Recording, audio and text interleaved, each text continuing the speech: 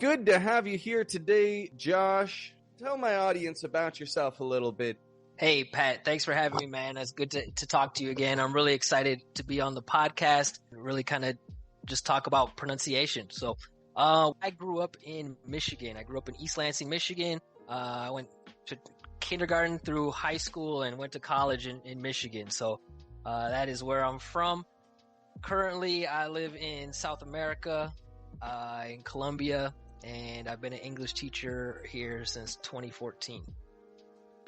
And that is quite an experience. I've discussed my own experiences in Latin America teaching English extensively on this podcast. And how did you wind up going to Colombia, ever since 2014? What brought you down there? Yeah, good question. I was actually living in Washington, D.C., and I had been there for about 5 years. I was just trying to, make a change, get something else going on, and I was considering moving to the West Coast. And then one of my older friends, a guy in the community, told me, he's like, hey, man, you know what? You should travel. If you don't travel, you'll regret it. And I had kind of been thinking about it before, and he just kind of inspired me. And so I contacted one of my friends from college who I knew had been around South America quite a bit, and asked him about some recommendations if I might want to try out living down there. And he recommended Colombia. So after I went around a few countries beforehand, in order to stay, I got a job as an English teacher. That's awesome. And have you been there pretty much ever since 2014? You haven't really left Colombia much? Yeah, pretty much. I mean, I've been back for some weddings, couple times, maybe New Year's or something like that. But I've been based here, full time since then. Yeah. And so a lot of people listening to this podcast know that there's a big difference between English teachers and accent coaches or pronunciation. And so how did you end up making that transition? Yeah.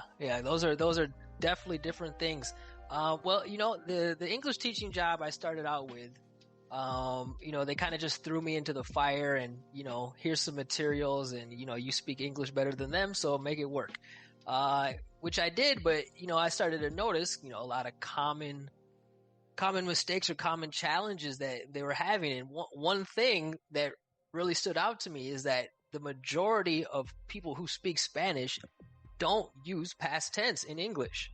And a big reason why they don't use the past tense is because the way they produce sounds, they don't have the ability to push their voice through and create some of those sounds in American English, just because of the way that they're powering their voice. So obviously I didn't understand that from the beginning, but I did identify that, hey, this is a constant problem. And I started to figure out ways to try to help my students and teach them. And that's when I started really doing my research and finding methods and ways to start teaching bits and pieces of pronunciation.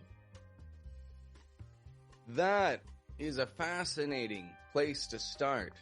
Myself, I had actually similarly with Spanish speakers, but I got started with the ER sound. I was trying to explain to a student, some word that ended in an ER. And she, being a Spanish speaker, was pronouncing it air, the way that she would say an ER in Spanish. And I was trying to say no, it's And it was the first time, I kind of focused on what she was doing, compared it to myself, and I realized I'm keeping my teeth real close together. She's making a wide movement there. We need to make that weaker. And then from there, oh man, that's when everything changed. So what happened next for you? I mean, what was your next logical step once you realized students were having this difficulty? How did you proceed forward? What type of research were you getting into? It really came down to figuring out, how to explain the difference between pronouncing a T like Tom or a D like dog, right? So that leads you into voiced and voiceless sounds. So those have, the same mouth position. One of them captures the quality of the vocal cord vibration. The other one is just kind of that fricative sound. So the way to explain how the air needs to to travel through your body in order to activate your vocal cords. It took me into voiced and voiceless sounds. You start seeing minimal pairs. And eventually I started teaching online. I got on a couple platforms. I won't name the names because they already make enough money off me, but I got a lot of Russian students. And I was starting to listen and say, hey, man, these Russians, like, there's no TH sound going on here. So, I started getting into the stuff for the Russian speakers. I had more lessons tailored for more kind of students from Asian backgrounds. But getting online really kind of blew up my perspective of pronunciation on a worldwide scale, where I wasn't just hearing the same accent and the same mistakes over and over and over. I was getting exposed to lots of different backgrounds, and then it really helps push me forward in the way that I explain things, and my ability to coach and push people to the next level with their sound. Because a lot of students in English, they reach a level where they've got really good grammar, they've got really good vocabulary. They're not, that's not going to be the thing that takes them to the next level. And pronunciation oftentimes for those students is the thing that is the weakness. And, I really wanted to help get those students to the next level. Accent is a much different topic than pronunciation, really, if you look at it from, being clear and natural. I don't necessarily try to eliminate all accent from my students, but what I train them to do is to speak as clearly and naturally as possible. And that means that they need to capture the qualities and characteristics that make American English. As long as they stay within those boundaries or within those zones that these are characteristics of American English, then accent isn't really that much of a influencer. But that's the thing. The students don't know what those characteristics are, and even if the ones that do know what they are, they need help training their ear because it's not as obvious to them as it is to the native speaker. I like how you just brought up, there's boundaries of an accent, which if you stay within them, then, you're going to see some effective change. So for yourself, is there any way that you can describe these, or how can you share this with our listeners right now so that they can start to grasp that concept? Yeah, I mean, for anyone who's listening that's taken my class before, I mean, that the two things that I have students focus on are placement and rhythm. I mean, for me, those are the pathways to getting the most clear and natural sound, because everything else within the accent starts with those things. If you're not producing your sound from the same place as an American speaker using the pathway of the voice, you're going to miss, or you're not going to be able to even produce some of the sounds that exist in American English, because the air is not going to be traveling through that part of the body. So you have to start there to get this really clear and open sound. And then, since the language is based on syllable stress, you have to create really obvious contrast, which sounds really easy, but the things that you have to do for most students are not as obvious as they seem, and often seem extreme or strange because they're not something that they've done in their native language. Yeah, I tell people cartoonish. I tell them, like, you want to go for a cartoonish sound, especially as you mentioned with Russian speakers, right? Because they don't make that contrast in the way that a typical American would. A lot of flat syllables there. It's really important to not have a stressed syllable be flat, have shape of stress, have that pitch rise. You said cartoonish. A lot of pronunciation coaches, they connect the American accent to singing, the way that it has the sliding, connected, all from inside, one breath of air type of feeling. So it's definitely, you have to look at things in a different way to move into a new accent.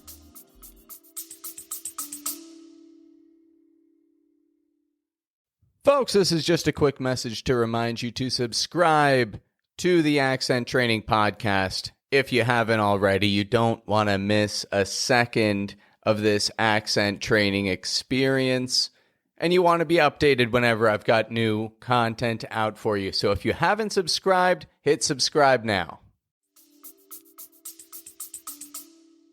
Now, I like something that you mentioned about placement.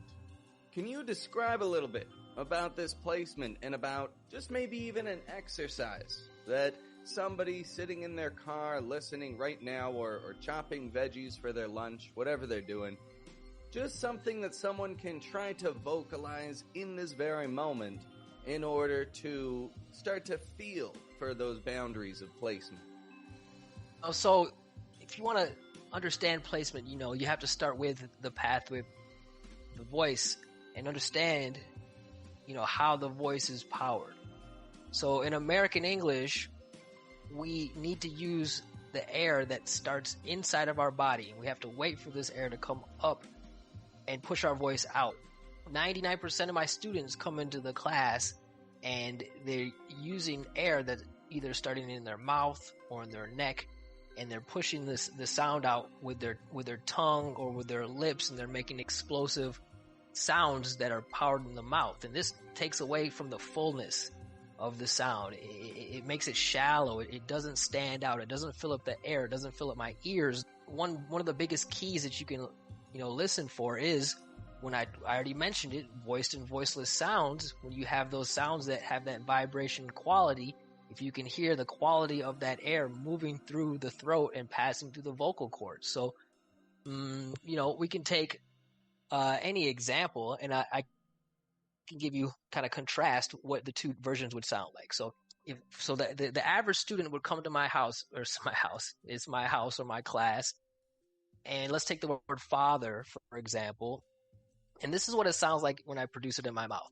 Father, father, father, father. It's like I'm making more energy, but it sounds short, it sounds rushed. There's something just missing here, and that's because it doesn't have the fullness of the air from inside of my body. So instead of saying father, father, you need to hear that air coming from inside of your body like this. Father, father. And for my American brain, my ears lock into that, and it's going to be super clear and super natural.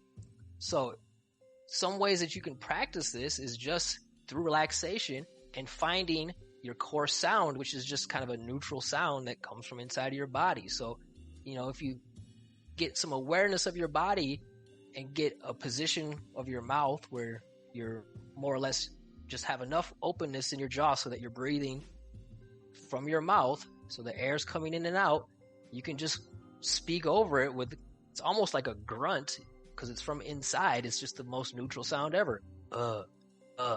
And if we go back to what I said, voice sounds, you can hear that quality of the vocal cords vibrating.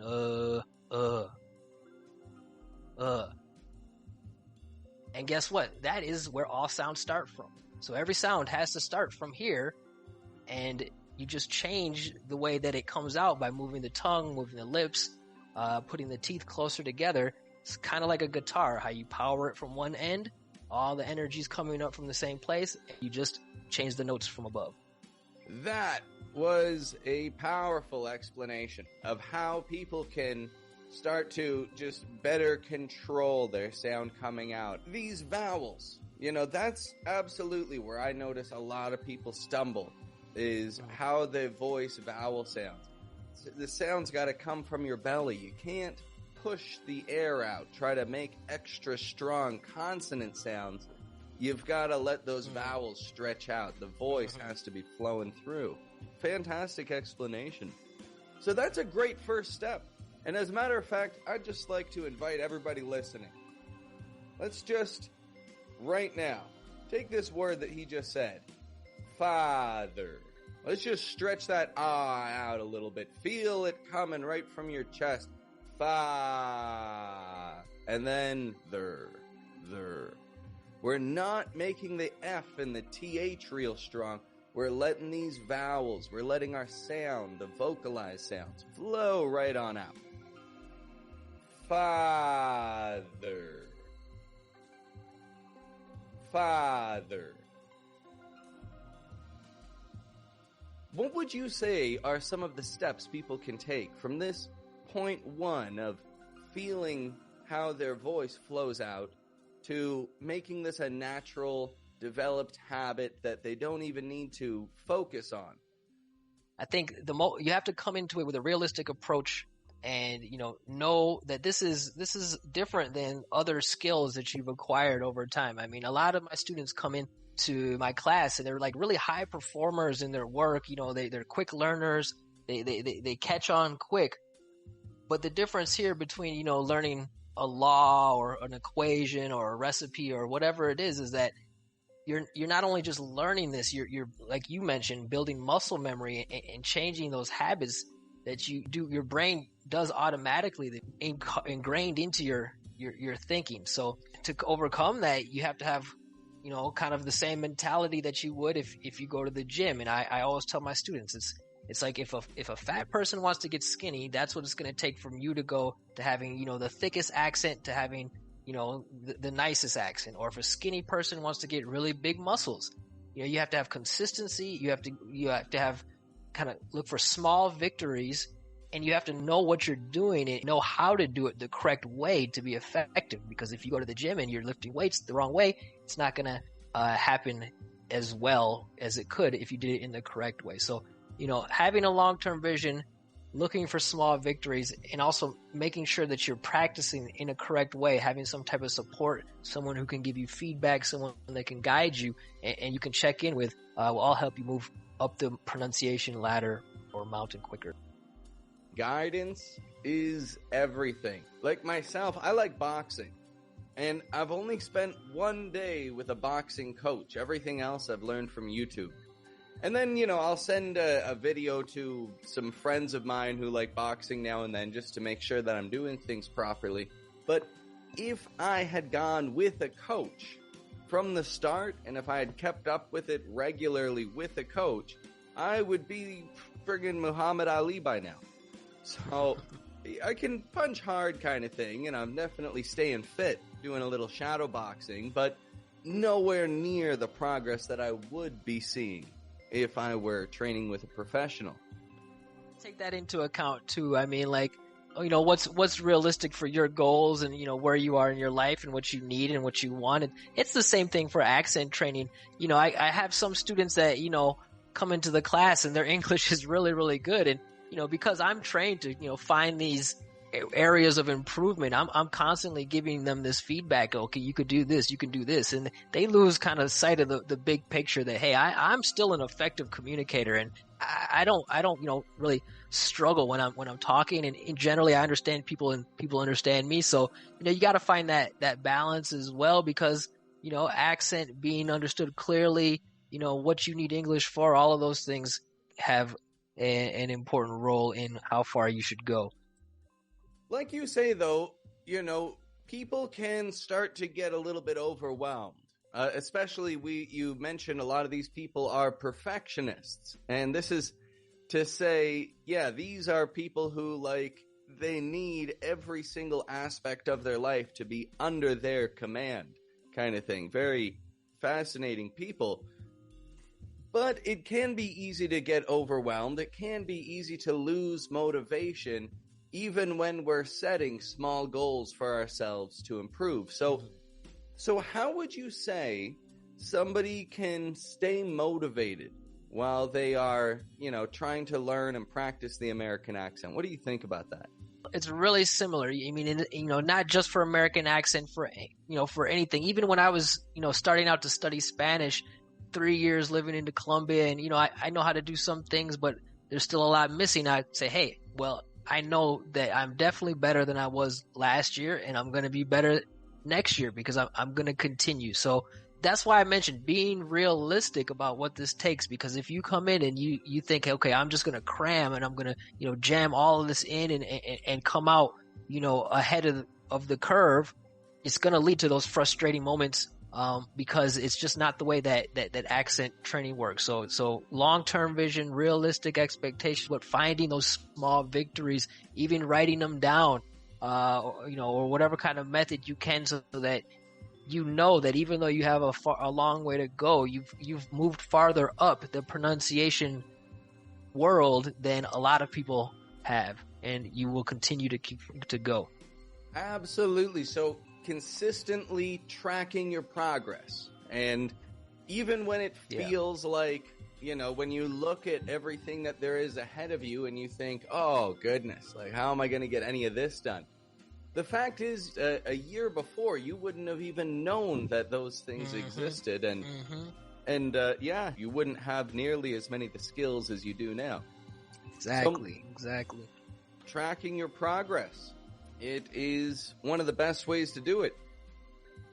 Now, personally, I go about this. I give regular assessments to students. I try to keep it to once a month.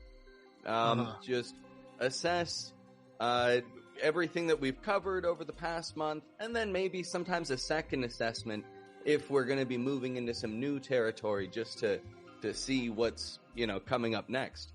And so, for yourself, I'm just curious, how would you recommend that people go about tracking their progress? Like, should they write it down in a notebook? Should they record themselves regularly and listen to it?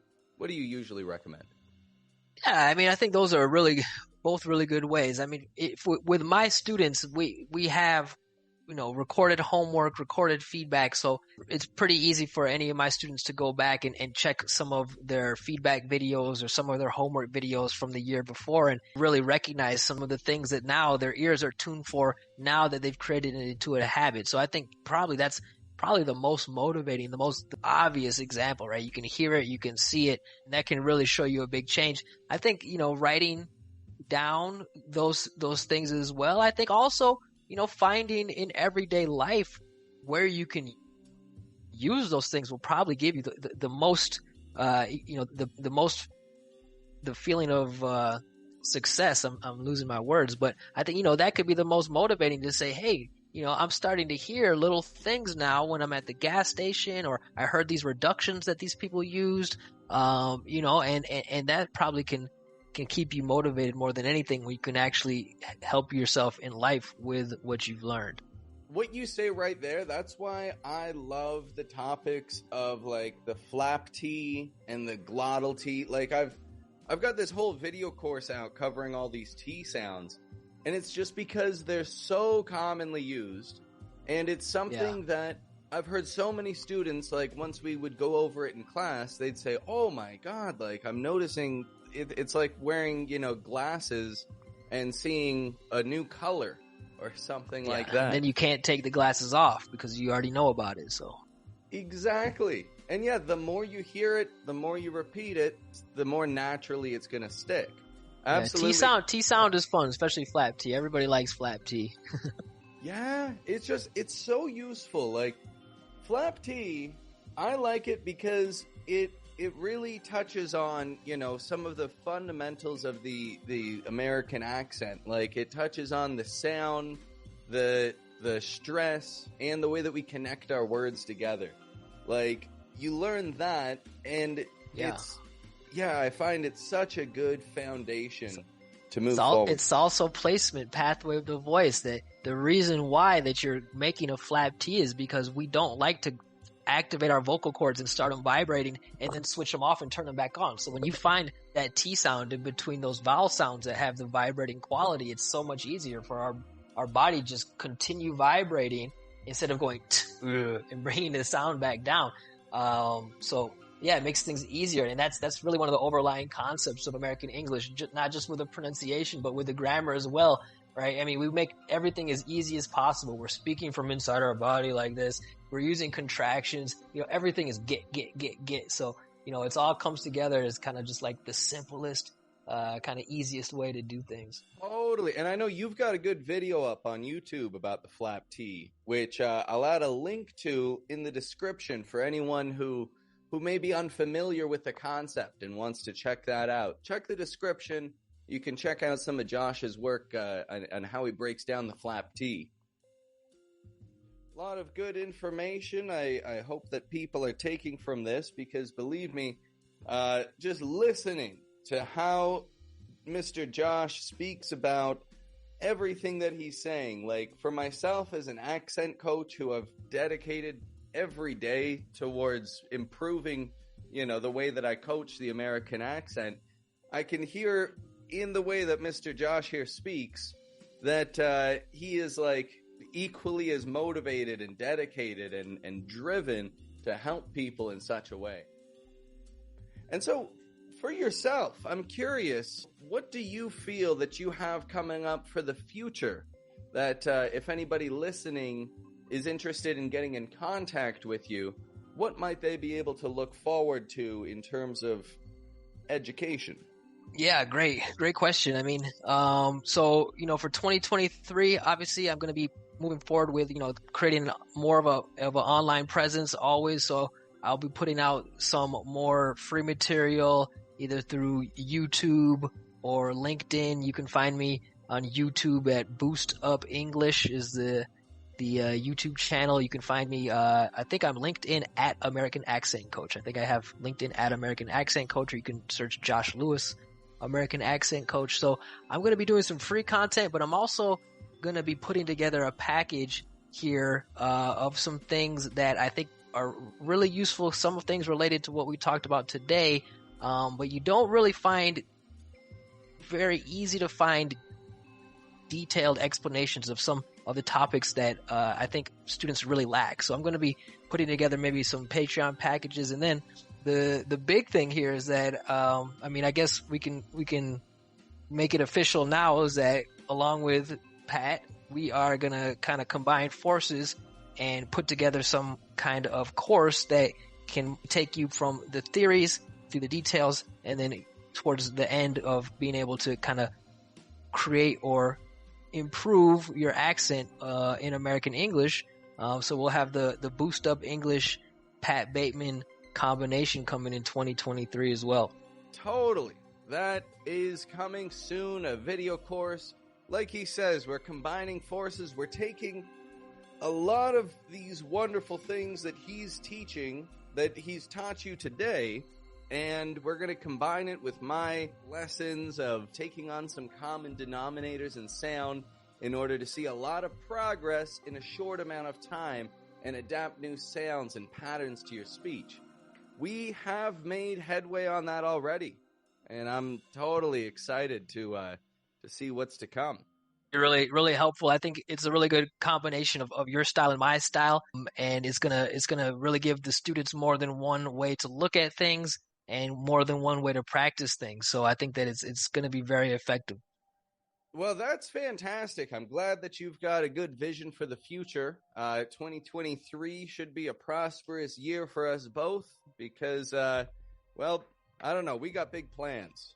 And so we'll see what comes of it. 2020 is 23, man. It's the year of Michael Jordan. It's time to perform at the highest level. It's the year of Michael Jordan? 23, number 23. He's 23. Oh, okay. I gotcha. Okay. I had no idea. I know nothing. Yeah, one of my Polish students brought that up. He's an NBA fan. So.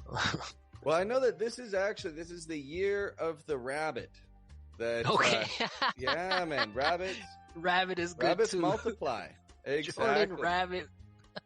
Yeah. Both good. I got a baby coming in about 2 or 3 weeks. So Awesome, that brings man. a lot of good things. Absolutely. And so we've got, this is a year of abundance, man. No doubt about it. Definitely. Oh, yes, sir. All right. Well, we're going to wrap this one up for today, but do you have any parting words for our listeners today? Anything that you'd like to leave them thinking about as we wrap it up? Yeah, I mean, I would just say, if you're serious, about improving your sound of American English, there's the most important thing that you really need to do is, start listening, tuning your ears so that you can hear the differences and stay consistent. There's different ways to reach out for support, but if you have that long-term vision, when you look back after some time, you'll be able to see the success and just keep moving forward with that, just like all the other goals that you have for 2023. So I'm excited to have you guys get a hold of my material, and for those of you that jump in my class, that'll be great as well. And yeah, good luck for all who are listening here this year.